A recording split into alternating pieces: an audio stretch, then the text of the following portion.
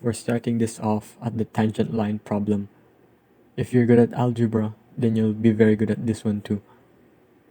So the equation is this: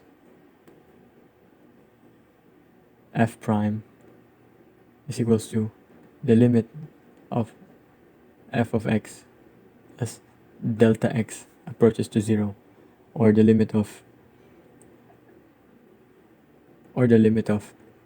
f of x plus delta x minus f of x over delta x as delta x approaches to 0.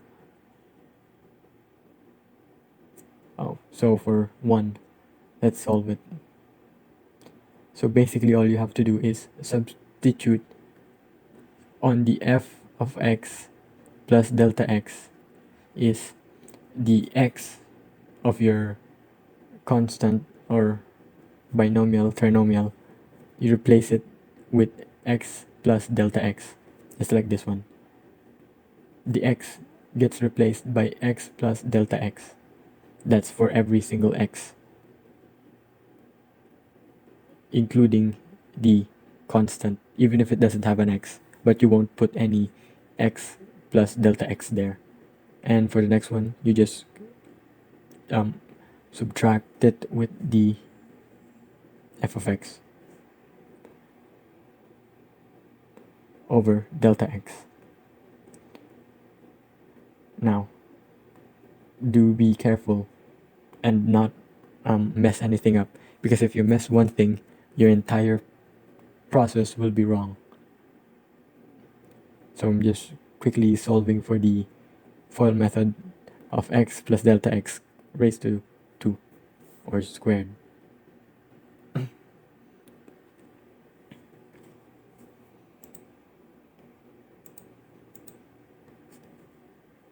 And that is it. I'm not gonna skip some steps. I'm gonna try to do it step by step so you don't get confused.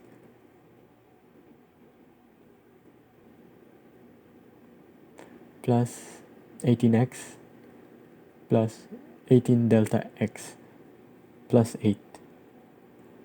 And now for this one, you have to apply the negative to all of the numbers inside of the parentheses. It's not just the first number, but everything. And it's very important that you do that. Unless it's a negative, then it'll become a positive. And then we apply 3x squared plus 6x delta x plus 3 delta x squared plus 18x plus 18 delta x plus 8 minus 3 square root of x 3, yeah, and delta x. Now you subtract or combine all like terms. You should lose almost all of the original f of x. No, you should lose all of the f of x. And now you bring down the ones that are remaining.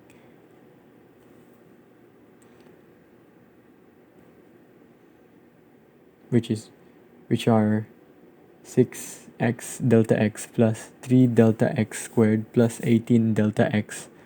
Now, have you noticed they all have delta x? Now, let's factor out delta x out of them so we can remove the delta x denominator.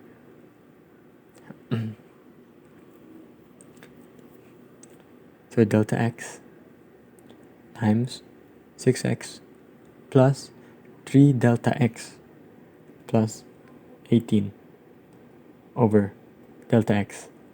Now we remove the delta x's, and now all we have is 6x plus 3 delta x plus 18.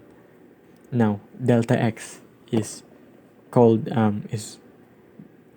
being called as 0 because as delta x approaches to 0, which means the value is 0. So 3 times 0 is 0. So all we have left is 6x plus 18, and that is our limit. And for number 2, oops, I'm kind of off page here.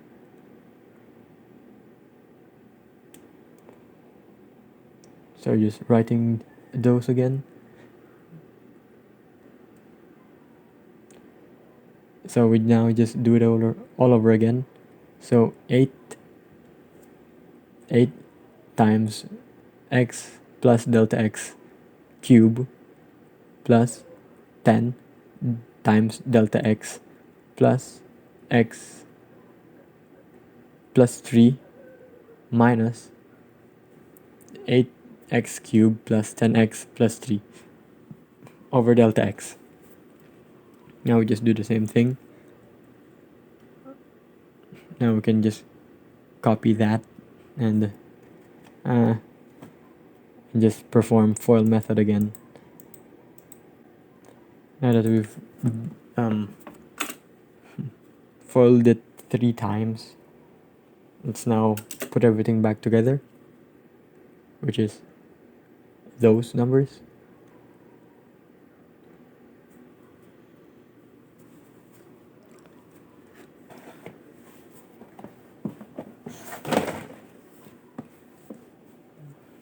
Sometimes you can't fit all of them in a single line because there's too many. Try not to be confused by that. And now we multiply the 8 to the others. So we get 8x cubed plus 24x squared times delta x plus 24x delta x squared plus 8 delta x cubed plus 10x plus 10 delta x plus 8 plus 3 minus 8x cubed minus 10x minus 3. Now we just combine all like terms. Try not to be confused by this one again, and keep track of all of the numbers you've removed. You don't want any duplicates or anything that passes through. And now we bring them all down, the remaining ones. And you notice again, they all have delta x's. So let's do what we did last time. Let's factor out delta x so we can get rid of the denominator of delta x. So delta x times 24 x squared plus 24x delta x plus 8 delta x squared plus 10, just 10 over delta x. Now get rid of that delta x, and now we have all of that left. Remember, the delta x is 0, so if it has delta x, it's immediately 0, because 0 times 24 is 0, and x times 0 is 0. Now that is the limit. 24x squared plus 10.